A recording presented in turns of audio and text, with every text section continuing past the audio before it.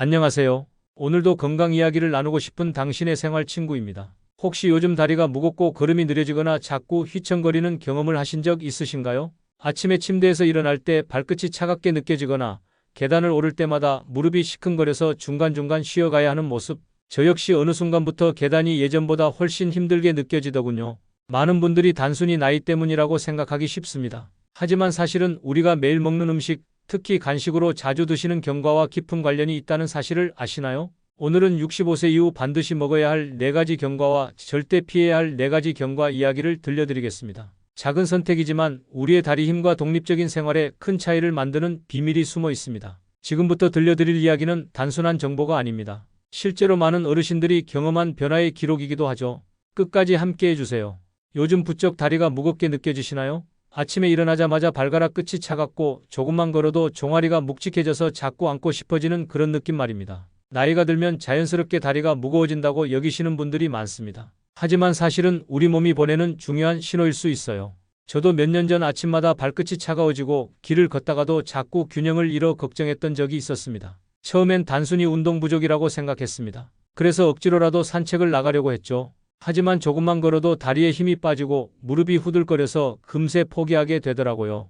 왜 이런 일이 생기는 걸까요? 사실 나이가 들면서 혈액순환과 근육 기능이 약해지면 다리에 힘이 빠지고 작은 계단에도 버거움을 느끼게 됩니다. 하지만 단순히 노화만이 원인은 아닙니다. 영양과 순환의 불균형이 더 큰 문제가 되기도 해요.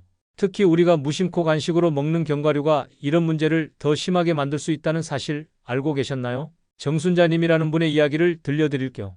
72세이신 이분은 은퇴하신 교사셨습니다. 몇 년 전부터 다리가 무겁다는 이유로 그토록 좋아하시던 산책을 포기하곤 하셨어요. 아침에 일어나면 발목부터 종아리까지 묵직한 느낌이 들어서 화장실을 가는 것도 힘겨워하셨습니다. 처음엔 혈압약 때문인가 싶어서 약을 바꿔보기도 하셨고 무릎이 아픈 건 아닌가 해서 정형외과도 다녀보셨죠. 그런데 검사를 해봐도 특별한 문제가 없다는 거예요. 의사 선생님도 나이 때문이라고 하시니까 그분도 그냥 체념하고 지내셨습니다. 그런데 어느 날 딸이 찾아와서 어머니가 드시는 간식을 확인해 봤어요. 매일 드시던 달콤한 견과 스낵이 있었습니다. 꿀에 코팅된 캐슈넛이랑 설탕으로 달달하게 만든 피칸이었죠. 딸이 인터넷으로 찾아보니까 이런 가공된 견과류가 오히려 혈류를 방해하고 염증을 일으킬 수 있다는 내용을 발견했습니다. 그래서 한번 끊어보자고 권했어요. 처음에는 그분도 반신반의하셨습니다. 견과가 몸에 나쁘다니 오히려 건강에 좋다고 알고 있었거든요. 하지만 딸의 간곡한 부탁에 일단 한 달만 끊어보기로 하셨어요. 그런데 놀라운 일이 생겼습니다. 2주 정도 지나니까 아침에 일어날 때 발끝이 예전보다 따뜻해진 거예요. 그리고 한 달이 지나자 다리에 무거운 느낌이 많이 줄어들면서 다시 산책을 시작할 수 있게 되었습니다. 이 경험을 통해 알게 된 것은 올바른 견과를 고르면 혈액순환이 회복되고 다리 힘이 되살아날 수 있다는 사실이었습니다. 그렇다면 지금 우리가 해야 할 일은 무엇일까요? 먼저 오늘부터 내가 먹는 견과를 종이에 적어보세요. 그리고 그것이 가공된 제품인지 확인해 보시길 바랍니다. 또 하나, 아침마다 손발의 따뜻함을 간단히 기록해 보세요. 차가움 정도를 10점 만점으로 매겨서 적어두시면 나중에 변화가 눈에 띄게 다가올 거예요. 혹시 지금 이 글을 보시면서 내 다리도 요즘 무겁게 느껴진다고 생각하고 계신가요? 그렇다면 더욱 주의 깊게 들어보세요. 다음 이야기가 여러분에게 큰 도움이 될 겁니다. 많은 분들이 견과는 다 건강하다고 생각하십니다. 마트에서 견과류 코너에 가면 종류도 참 많고 어떤 걸 골라야 할지 망설여지죠. 하지만 사실 꼭 챙겨야 하는 것과 그렇지 않은 것이 따로 있다는 사실을 아시나요? 특히 65세 이후에는 더욱 신중하게 선택해야 합니다. 왜냐하면 혈류, 근육, 에너지 회복력은 나이가 들수록 더 중요해지는데 특정 견과가 바로 그 역할을 담당하기 때문입니다. 박영호님이라는 분의 경험을 들려드릴게요. 68세이신 이분은 30년 넘게 택시기사로 일하다가 은퇴하신 분입니다. 오랫동안 운전석에 앉아 계셔서 그런지 은퇴 후에도 손발이 자주 차고 혈액순환이 원활하지 않으셨어요. 아침에 일어나면 손가락이 뻣뻣하고 조금만 산책을 해도 금세 지쳐서 벤치에 앉아야 했습니다. 발가락 끝은 항상 차가웠고 겨울이면 더욱 심해져서 집 안에서도 양말을 2켤레씩 신고 다니셨어요. 그런데 아들이 건강 프로그램을 보고 와서 아버지께 특정 견과를 권해드렸습니다. 바로 피스타치오와 아몬드였어요. 처음에는 그분도 반신반의하셨죠. 견과 몇 개로 뭐가 달라지겠나 하고 말이에요. 하지만 아들의 간곡한 권유에 매일 한 줌씩 챙겨 드시기 시작했습니다. 그런데 놀라운 변화가 일어났어요. 한 달 정도 지나니까 아침에 일어날 때 손끝이 따뜻해진 것을 느끼셨습니다. 그리고 2달이 지나자 계단 오르기가 한결 수월해졌어요. 예전에는 2층까지만 올라가도 숨이 차고 다리가 후들거렸는데 이제는 3층까지도 무리 없이 올라갈 수 있게 되었습니다. 그분이 먹은 견과가 왜 이런 효과를 냈을까요? 하나씩 설명해 드리겠습니다. 먼저 피스타치오입니다. 이 견과는 혈류 개선에 탁월한 효과가 있어요. 피스타치오에는 아르기닌이라는 성분이 들어있는데 이것이 혈관을 넓혀주고 혈액 흐름을 좋게 만듭니다. 또한 혈당을 안정시키는 효과도 있어서 식후 졸음이나 피로감을 줄여줍니다. 하루에 20개 정도 껍질을 까면서 천천히 드시는 것이 좋아요. 껍질을 까는 것 자체가 손가락 운동이 되기도 하고 천천히 먹게 되어서 과식을 방지할 수 있습니다. 두 번째는 아몬드입니다. 아몬드는 근육 회복과 마그네슘 보충에 최고예요. 나이가 들면 근육량이 줄어드는데 아몬드의 단백질과 마그네슘이 이를 보완해 줍니다. 특히 마그네슘은 근육 경련을 방지하고 신경 전달을 원활하게 도와줍니다. 하루에 15개 정도가 적당해요. 너무 많이 드시면 칼로리 과잉이 될 수 있으니까 적당량을 지키는 것이 중요합니다. 세 번째는 땅콩입니다. 견과류 중에서도 가격이 저렴하면서 효과는 뛰어난 것이 땅콩이에요. 땅콩은 에너지를 천천히 공급해주고 혈당 조절에도 도움을 줍니다. 특히 니아신이라는 성분이 풍부해서 혈액순환을 개선하는 데 큰 역할을 합니다. 하지만 여기서 중요한 것은 가공되지 않은 삶은 땅콩이나 구운 땅콩을 선택하는 거예요. 기름에 튀기거나 설탕을 입힌 제품은 오히려 해가 될 수 있습니다. 마지막으로 브라질넛입니다. 이 견과는 셀레늄이라는 성분이 매우 풍부해요. 셀레늄은 신경계를 보호하고 면역력을 강화하는 데 꼭 필요한 영양소입니다. 특히 치매 예방과 관련해서도 중요한 역할을 하죠. 다만 브라질넛은 주의할 점이 있어요. 하루에 1개에서 2개만 드셔야 합니다. 너무 많이 드시면 셀레늄 과잉으로 오히려 독이 될 수 있거든요. 그렇다면 이 4가지 견과를 어떻게 먹어야 할까요? 박영호님처럼 매일 꾸준히 드시는 것이 가장 중요합니다. 한 번에 많이 먹는 것보다는 조금씩이라도 매일 챙기는 것이 훨씬 효과적이에요. 오늘부터 종이컵 반 컵 정도의 무가염 견과를 준비해보세요. 피스타치오 20개, 아몬드 15개, 땅콩 1줌, 브라질넛 1개 정도면 됩니다. 이것을 하루 종일 나누어 드시면 돼요. 특히 브라질넛은 절대 과잉 섭취하지 마세요. 1개에서 2개가 하루 권장량의 전부입니다. 이것만 지켜도 안전하면서도 효과적으로 영양소를 보충할 수 있어요. 혹시 지금까지 견과를 별로 좋아하지 않으셨다고 해도 걱정하지 마세요. 처음에는 조금씩 시작해서 점차 양을 늘려가시면 됩니다. 중요한 건 꾸준함이니까요.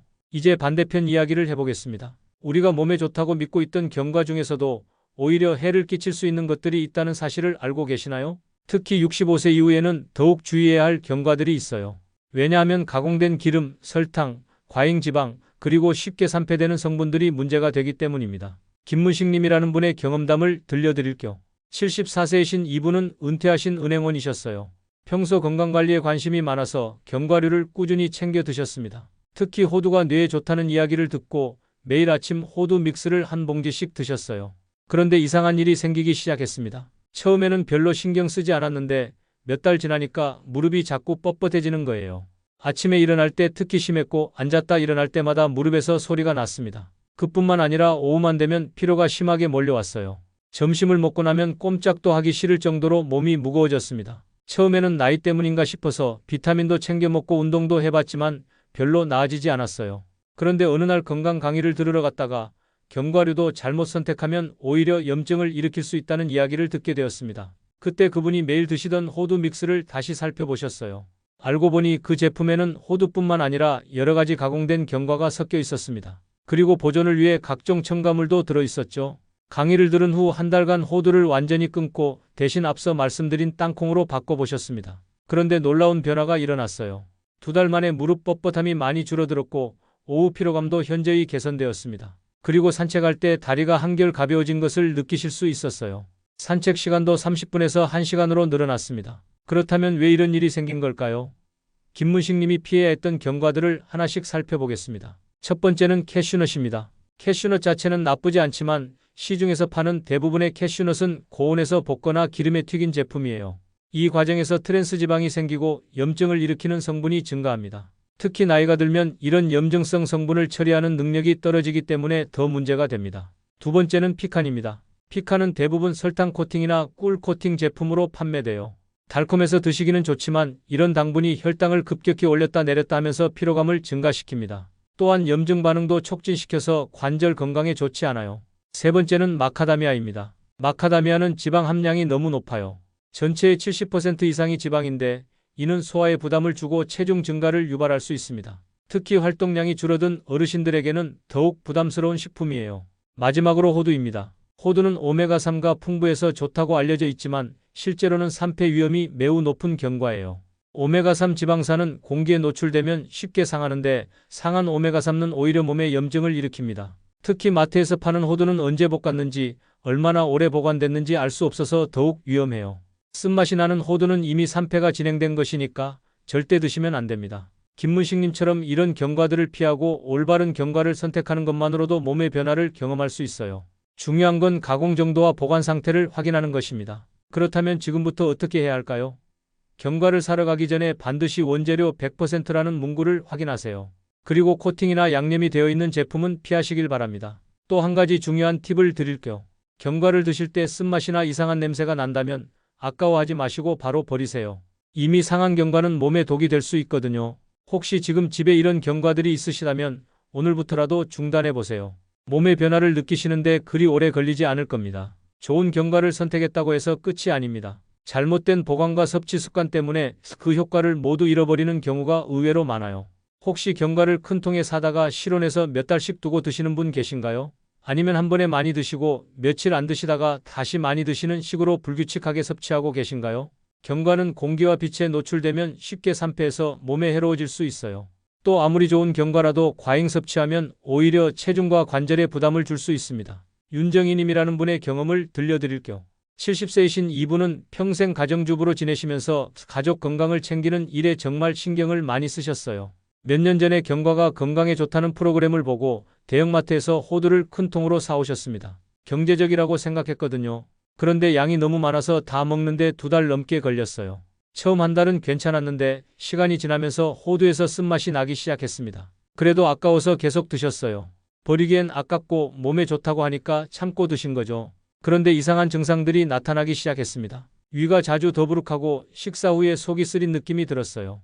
처음에는 나이 때문에 소화가 안 되나 싶었는데 갈수록 심해져서 속쓰림 약까지 먹게 되었습니다. 그런데 우연히 건강 상담을 받을 기회가 있었는데 전문가가 경과 보관법에 대해 설명해 주더라고요. 그때야 그분이 깨달은 게 자신이 먹던 호두가 이미 상했을 가능성이 크다는 것이었습니다. 바로 그날부터 큰 통에 있던 호두를 모두 버리고 소포장 제품을 냉장고에 보관하면서 드시기 시작했어요.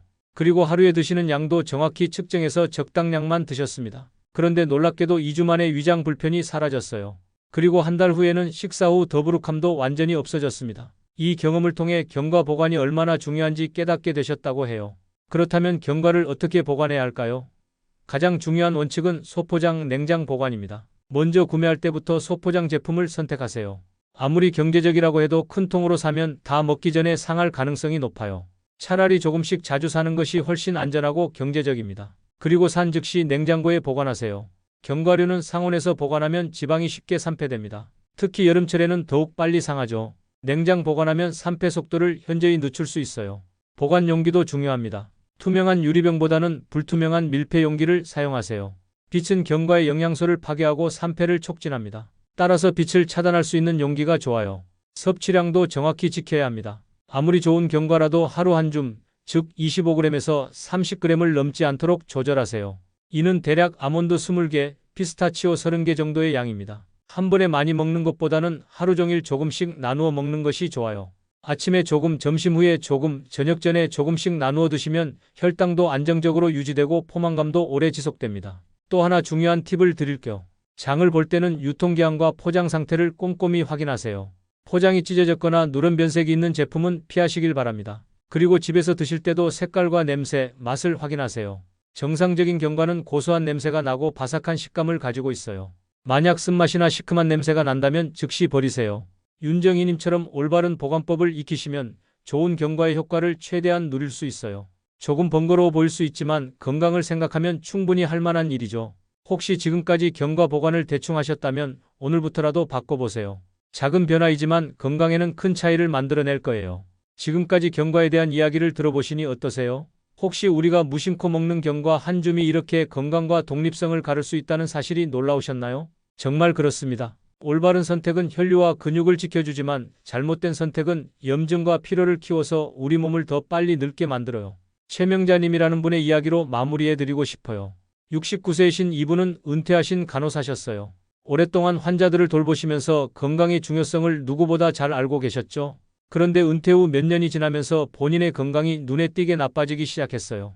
특히 손목 관절이 자주 아프고 계단을 오를 때마다 다리에 힘이 빠지는 느낌이 들었습니다. 간호사로 일할 때는 하루 종일 서서 일해도 멀쩡했는데 은퇴 후에는 조금만 움직여도 금세 피곤해졌어요. 처음에는 운동 부족 때문인가 싶어서 헬스장에도 등록해보고 요가도 해봤지만 별로 나아지지 않았습니다. 그러다가 건강 세미나에서 견과류와 염증에 대한 강의를 듣게 되었어요. 그때 그분이 깨달은 것은 자신이 매일 간식으로 드시던 달콤한 피칸이 문제일 수 있다는 것이었습니다. 피칸에 입혀진 설탕과 인공 첨가물이 몸속에서 염증을 일으키고 그것이 관절 통증과 피로감의 원인이 될 수 있다는 설명을 들었거든요. 그래서 그날부터 피칸을 완전히 끊고 대신 무가염 아몬드를 드시기 시작했어요. 처음에는 맛이 밋밋해서 적응하기 어려웠지만 건강을 위해 참고 계속 드셨습니다. 한 달 정도 지나니까 작은 변화가 느껴지기 시작했어요. 아침에 일어날 때 손목이 덜 뻣뻣했고 손가락을 구부렸다 펼 때 예전만큼 아프지 않았습니다. 2달이 지나자 더 큰 변화가 왔어요. 계단을 오를 때 다리에 힘이 생긴 것을 느꼈고 2층까지는 중간에 쉬지 않고도 올라갈 수 있게 되었습니다. 그리고 오후에도 예전만큼 피곤하지 않아서 저녁까지 활기차게 지낼 수 있었어요. 가장 인상적이었던 것은 3개월 후의 변화였습니다. 오랫동안 포기했던 뜨개질을 다시 시작할 수 있게 된 거예요. 손목 통증이 많이 줄어서 30분 넘게 뜨개질을 해도 괜찮았습니다. 이 경험을 통해 그분이 깨달은 것은 견과 하나 바꾸는 것만으로도 삶의 질이 크게 달라질 수 있다는 사실이었어요. 작은 변화가 큰 결과를 만들어낸 것이죠. 지금 이 이야기를 들으시는 여러분도 마찬가지입니다. 먹어야 할 4가지 견과를 습관으로 들이고 피해야 할 4가지는 과감히 끊는 것, 그것만으로도 삶의 질은 크게 달라질 수 있어요. 피스타치오로 혈액순환을 개선하고 아몬드로 근육을 강화하고 땅콩으로 에너지를 보충하고 브라질넛으로 신경계를 보호하세요. 그리고 캐슈넛, 피칸, 마카다미아, 호두는 당분간 멀리하시길 바랍니다. 특히 지금 다리가 무겁거나 손발이 차가운 증상을 겪고 계신 분들에게는 더욱 중요한 선택이 될 거예요. 그렇다면 오늘부터 무엇을 하실 건가요? 내일부터 무가공 견과 한 줌과 브라질넛 1개를 실험해 보세요. 그리고 일주일 후 손발의 온기와 다리 힘이 어떻게 달라졌는지 꼭 기록해 보시기 바랍니다. 아마 놀라운 변화를 경험하시게 될 거예요. 최명자님처럼 말이에요. 오늘 제가 드린 이야기가 마음에 남으셨나요? 견과 하나 선택하는 것이 이렇게 중요한 일인 줄 몰랐다는 분들도 계실 테고 이미 알고는 있었지만 실천하지 못했다는 분들도 계실 거예요. 어떤 분이든 괜찮습니다. 중요한 건 지금부터 시작하는 거니까요. 결국 중요한 건 거창한 약이나 보약이 아니라 매일 손에 쥐는 작은 한 줌입니다. 당신의 걸음과 균형 그리고 독립적인 생활은 오늘 내리는 선택에 달려 있어요. 지금까지 들어주신 정순자님, 박영호님, 김문식님, 윤정희님, 최명자님의 이야기가 모두 실화라는 점을 다시 한번 말씀드리고 싶어요. 이분들이 경험한 변화는 특별한 것이 아니라 누구나 경험할 수 있는 일상의 기적입니다. 지금 당장 가공된 간식은 내려놓고 자연 그대로의 견과를 집어드세요. 피스타치오 20개, 아몬드 15개, 땅콩 1줌, 브라질넛 1개. 이것이 여러분의 하루를 바꿀 작은 시작이 될 거예요. 작은 실천이 쌓이면 내일은 더 가볍고 활기찬 발걸음으로 바뀔 수 있습니다. 그리고 그 발걸음이 여러분의 독립적이고 건강한 노년을 만들어갈 거예요. 오늘도 건강한 하루 되세요. 감사합니다.